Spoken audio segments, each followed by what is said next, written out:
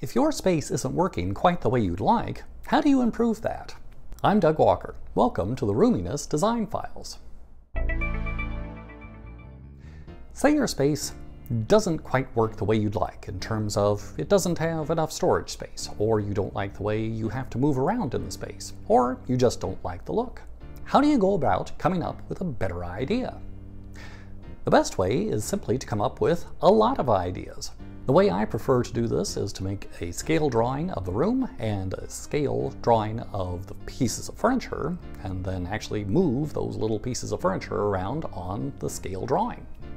You can Google it and find out how you do that. You can also try out different positions for your furniture in real life, or if you don't want to move it all around, you can use painter's tape for outlines, or you can cut out large sections of newspaper, tape them together so that they're the size of your furniture, and you can move those around. So that's a way to generate a whole lot of ideas that hopefully will bring you to a good idea that you do like to improve your space. If you'd like to up your interiors game or to help spread the word, hit the share and subscribe buttons below. Thanks for watching.